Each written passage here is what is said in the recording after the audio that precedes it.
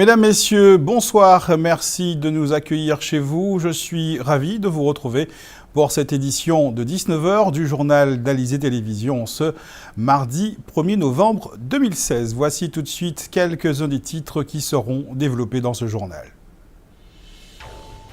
Pendant 2 jours, les Guadeloupéens vont rendre hommage à leurs parents défunts dans les cimetières, une tradition chrétienne suivie par les Guadeloupéens d'origine indienne qui restent également attachés au rite hindouiste. Reportage à Saint-François. La Toussaint, c'est aussi l'occasion pour les marchands ambulants de faire des affaires. Les fleurs emportent la préférence des visiteurs des défunts. Plutôt que de se faire inhumer, les Guadeloupéens sont de plus en plus nombreux à faire le choix de la crémation dans le seul établissement habilité de l'île. Un choix économique, écologique, mais aussi magico-religieux. Le journal Roni Nabal. La commune de Saint-François a la particularité d'être dotée de 2 cimetières distincts, dont un communément appelé cimetière des Indiens. Ce cimetière abrite des sépulcres où reposent des travailleurs engagés et leurs descendants, mais pas exclusivement. Quoi qu'il en soit, chaque année à la Toussaint, ce cimetière s'anime comme tous les autres cimetières de l'archipel et se pare de couleurs et de bijoux. Reportage Muriel Barlagne. Le cimetière des Indiens, un cimetière presque comme les autres. Situé à Saint-François, près de la plage des Raisins Clairs, il a la particularité de réunir les sépultures des familles indo-guadeloupéennes. Mais pourquoi avoir réservé un espace spécifique pour l'enterrement des morts de cette communauté? L'une des hypothèses les plus connues, c'est celle qui dit que ces Indiens, après la fin de leur contrat, ils étaient supposés retourner en Inde. Et c'était l'un des points où ils allaient attendre le retour du bateau. Et donc ils allaient se positionner là. Et parfois, les bateaux prenaient plusieurs jours. Et ils restaient là et parfois, certains mouraient. Ils ont donc commencé à enterrer sur place leurs parents, leurs amis. Et ça a été le point de départ de cet enterrement, en ce point précis à Saint-François. Il y a un autre élément aussi qu'il faudrait vérifier. On dit qu'il n'était pas souhaité que les Indiens soient enterrés dans le cimetière du centre-ville, et qu'on les avait mis un peu à côté.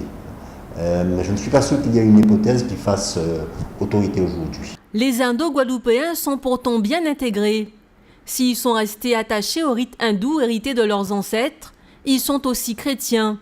Ainsi, à la Toussaint, ils viennent au cimetière comme le reste de la population. On vient, on nettoie et puis on met, le soir on vient. On fait le carrelage, la peinture. On refait la peinture, on met la lumière, les fleurs, c'est tout. Hein. On fait comme les autres. Maman, ça, il n'est pas triste, hein, puis parce que c'est la Toussaint. Nous sommes bien contents, nous avons rangé tout là bien, nous avons mis des fleurs, mis des bougies, nous avons fêté ça bien. Nous avons trouvé ça bien, il n'est pas triste. En Guadeloupe, cette période est aussi celle du Samblani. Mais ce rite d'hommage aux défunts a lieu à domicile. Il consiste en des prières et des offrandes, notamment de nourriture, aux parents disparus. J'ai été élevé avec ma grand-mère depuis tout petit. Et donc ma grand-mère, sa maman est venue de l'Inde et c'est sa coutume de toutes les années. Et elle faisait le Sablani. Alors maintenant comme elle n'est pas là, elle n'est plus là, c'est moi qui a pris la relève pour faire le Sablani, normalement. Mon grand-père qui est arrivé ici quelques jours après, il est né ici en 1889. Alors il m'a dit qu'il venait sous les tombes de leurs parents, ils appelaient le matin en invocation et amenaient à la maison pour faire les Sablani, donner à manger aux morts. Les 1 et 2 novembre, le cimetière des Indiens est un véritable lieu de rencontre. Un espace où les Indo-Guadeloupéens peuvent poser des actes symboliques pour entrer en relation avec leurs êtres chers perdus, mais où ils peuvent aussi cultiver et resserrer leurs liens familiaux, à l'instar de tous les autres cimetières de l'archipel.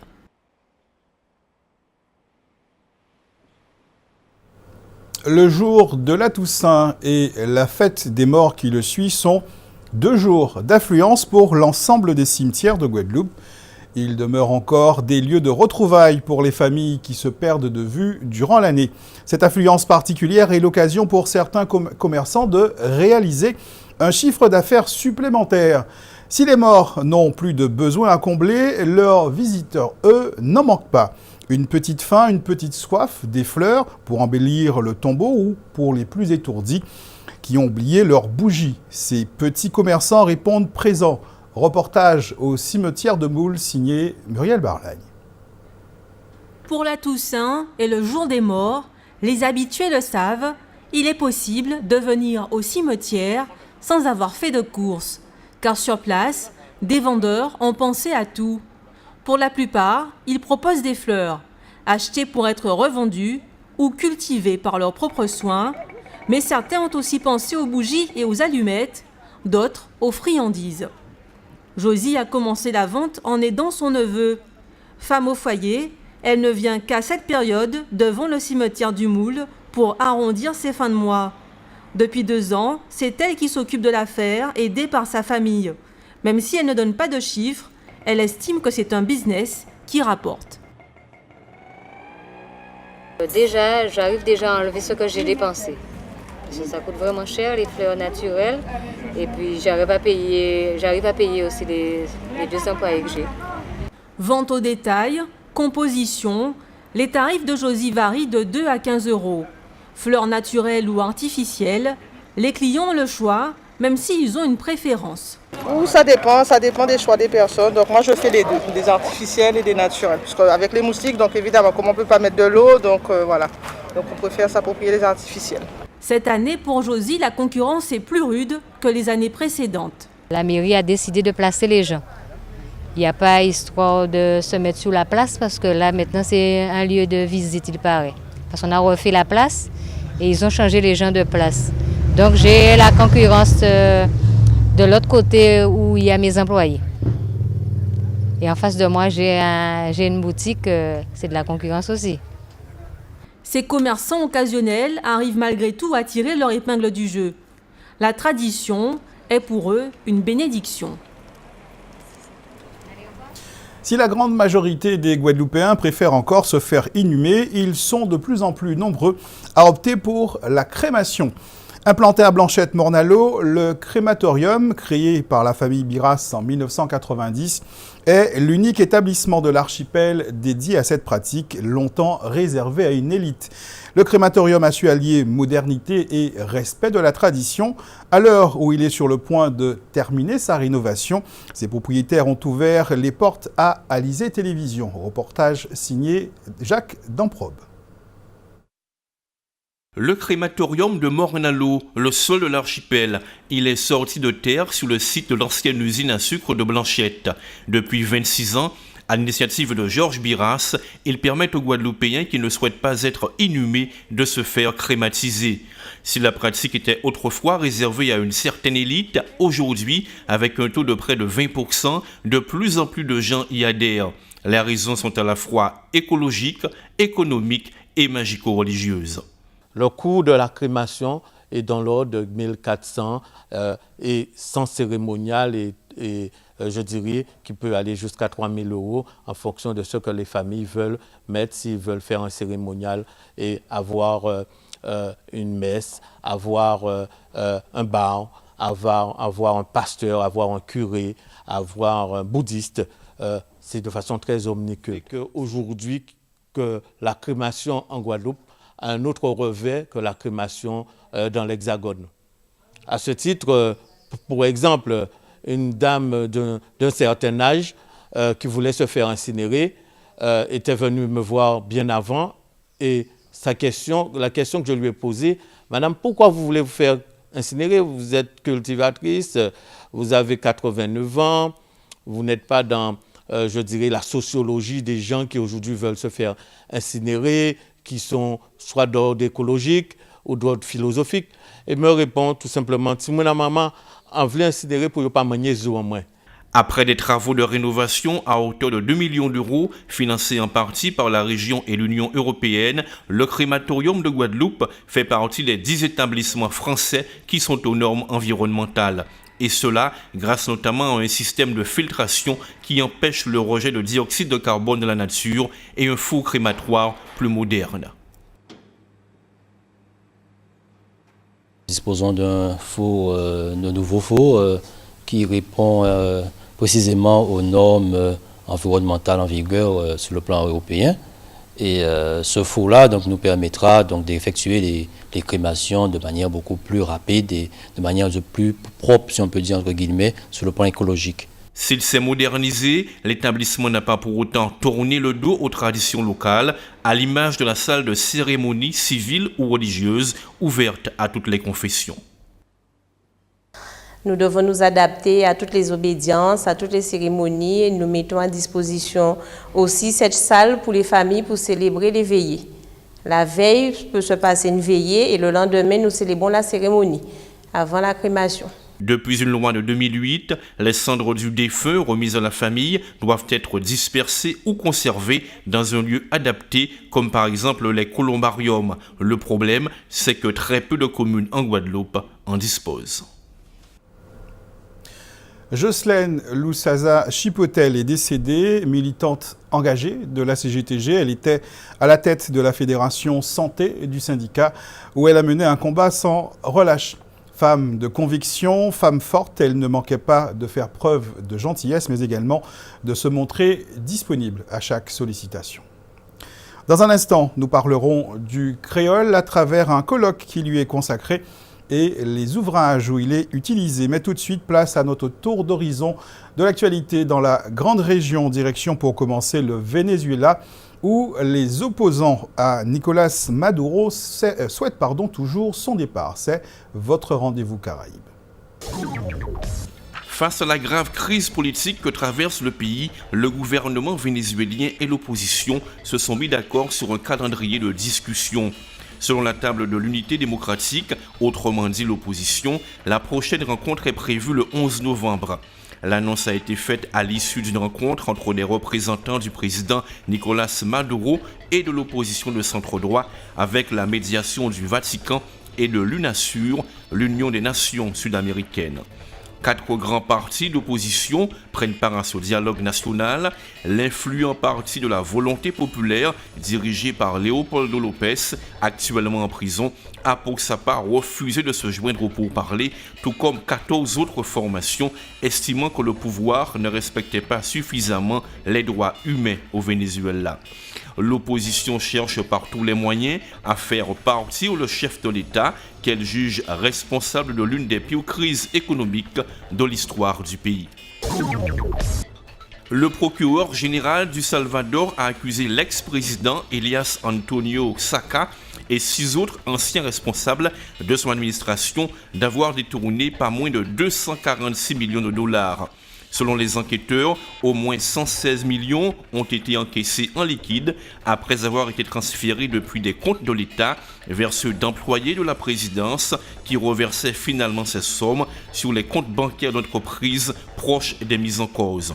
Dans le cadre de cette affaire, plusieurs entreprises liées à un cousin de l'ex-chef de l'État salvadorien ont été perquisitionnées. Parmi les autres personnes interpellées aux côtés de l'ex-président dans un restaurant de luxe lors du mariage de l'un de ses fils, figure un ancien dirigeant de la Compagnie des eaux et l'ex-chargé de communication du président.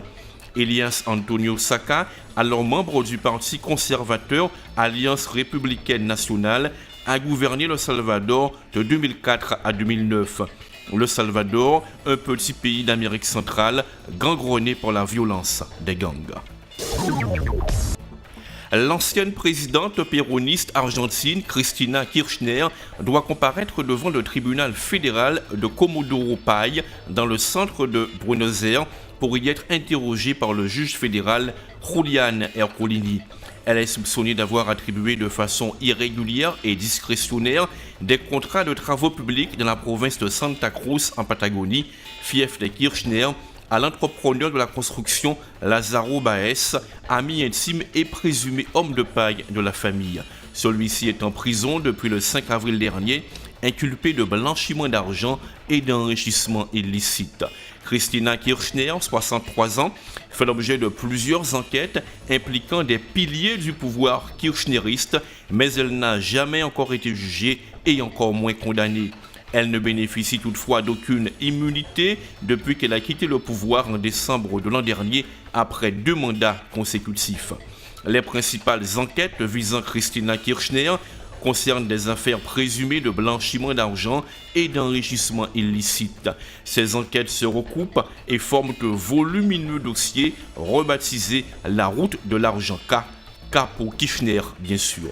L'ex-chef d'État se dit victime d'une persécution juridico-politique et accuse un groupe de magistrats d'avoir formé un parti judiciaire pour l'attaquer. Après sa cérémonie d'ouverture, hier, le 15e colloque international des études créoles s'est poursuivi aujourd'hui avec 2 conférences à la maison coloniale de Bémao. La première avait pour thème « Le fait créole est-il un projet de société ?» La seconde conférence dans l'après-midi était animée par Jean-Luc Bognol de l'Université d'Aix-Marseille et avait pour thème le processus de créolisation au miroir de l'exemple guadeloupéen. Ce colloque organisé par le Comité international des études créoles réunit une 60aine de professeurs et chercheurs étrangers. Demain, ils échangeront au Memorial Act à Pointe-à-Pitre sur la question des migrations et de la créolisation.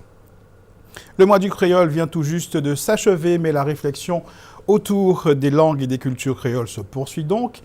À ce sujet, quel est l'état de la production littéraire en créole? Outre les manuels scolaires et les méthodes traitant du créole, il semble que de plus en plus d'ouvrages en créole ou sur le créole soient proposés. Reportage dans l'une des librairies de Pointe-à-Pitre avec Joël Saint-Sédi. De l'oralité à l'écriture, le créole contre vents et marées continue à écrire son histoire. Et malgré un manque flagrant de visibilité, il est là, bien présent dans la littérature. Et on semble écrire de plus en plus en créole. Parce que maintenant les enseignants demandent des outils, ils ont besoin d'outils pour travailler avec les élèves. Donc il y a de plus en plus de personnes qui écrivent en créole, mais plus dans la solitude et plus sans savoir ce qu'allaient devenir ces ouvrages.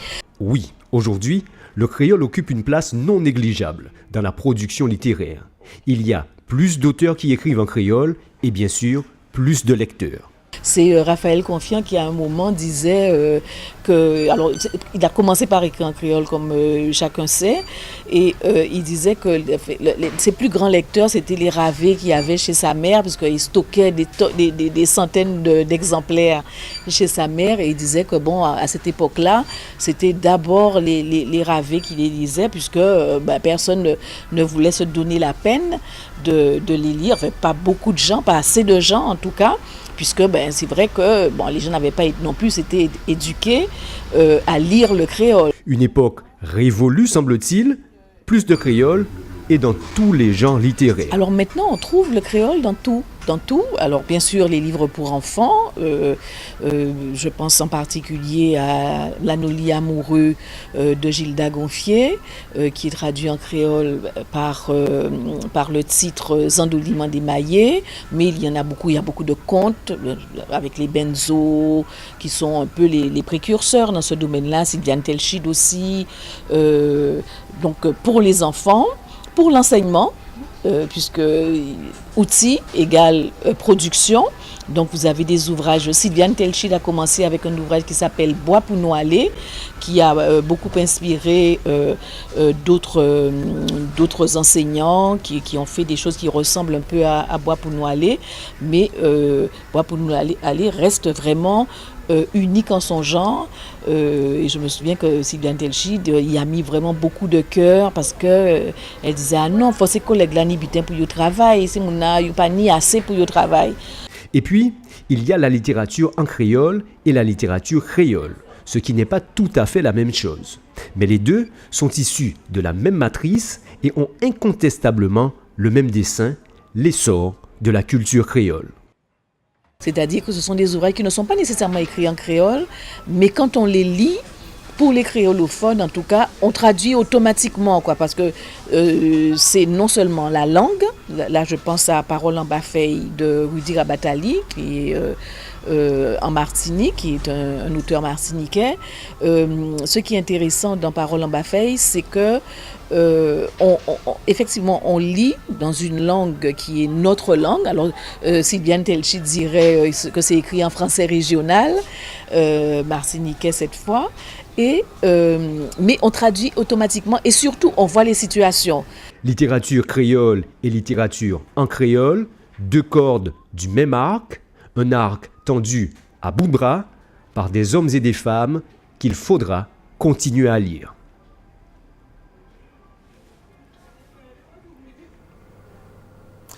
Information pratique dans le cadre des délestages programmés par le SIAG sur le réseau Bellocado. Les habitants de Sainte-Anne seront privés d'eau ce soir à partir de 22h jusqu'à demain 6h. Demain soir, ce sont ceux du bourg des Abîmes qui seront concernés par ces coupures tournantes. Enfin, un point sur la météo pour clore. L'archipel de Guadeloupe, sachez-le, est toujours placé en vigilance météorologique de niveau jaune pour fortes pluies et orages, selon le communiqué de la préfecture. La dégradation se confirme. Le ciel ce soir restera chargé et les averses pourraient être fréquentes et importantes. Demain, mercredi, les choses ne devraient certainement pas s'arranger, bien au contraire. Les pluies pourraient devenir abondantes et accompagnées d'orages parfois forts. Le vent prend également une direction inhabituelle de sud-ouest. Restez donc vigilants. La bonne nouvelle du soir vient de Guader qui nous annonce un indice Atmo très bon. Pour demain, ce sera un indice Atmo de 2. Passez une très bonne soirée sur Alizé Télévision. Je vous donne rendez-vous demain 19h pour faire un nouveau point sur l'actualité locale et régionale.